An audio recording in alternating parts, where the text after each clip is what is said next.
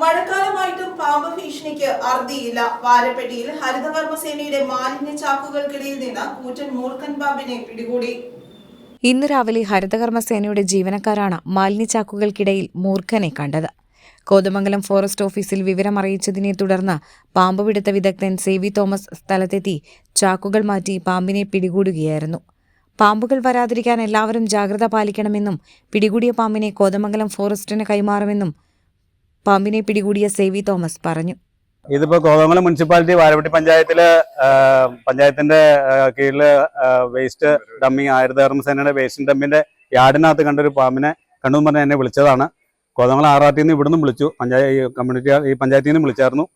അപ്പോൾ ഞാനിവിടെ വന്നു കഴിഞ്ഞ് വേസ്റ്റ് പ്ലാസ്റ്റിക് കൂട്ടി വെച്ച് ചാക്ക് മാറ്റി കഴിഞ്ഞപ്പോഴാണ് പോയിട്ടില്ല എന്ന് മനസ്സിലായപ്പോൾ എനിക്ക് തോന്നിയത് വിഷമുള്ള പാമ്പായിരിക്കും എന്നുള്ളത്. അത് മൂർഖനായിരുന്നു, നല്ല പടം പൊഴിക്കാറായ നല്ല ആരോഗ്യമുള്ള നല്ല സൈസ് മൂർഖൻ. ഇതിപ്പോൾ വേനൽക്കാലം കഴിഞ്ഞ് മഴക്കാലം തുടങ്ങുമ്പോഴും ഇതിപ്പോൾ തീറ്റയ്ക്ക് കയറി വന്നിരിക്കുന്നതാണ്. കാരണം ഇത് വേസ്റ്റ് ഡമ്പിങ് യാർഡാണ്. സ്വാഭാവികമായിട്ടും നമ്മൾ എത്ര സൂക്ഷിച്ചാലും എലികളുണ്ടാവും. ഇതിൻ്റെ തീറ്റ അവിടെയുണ്ട്.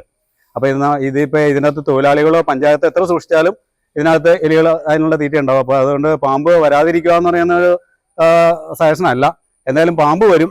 പാമ്പ് വന്ന് എന്തായാലും ഭാഗ്യം കൊണ്ട് ആർക്കും ഒരു അപകടവും പറ്റിയില്ല. പാമ്പിനെ കാണാൻ പറ്റി. ഏതായാലും സേഫായിട്ട് ബാഗ് ചെയ്തിട്ടുണ്ട്. ഇതിപ്പോൾ ഇന്ന് തന്നെ കോതമംഗലം ഫോറസ്റ്റ് ഓഫീസിലേക്ക് കൈമാറുന്നതായിരിക്കും.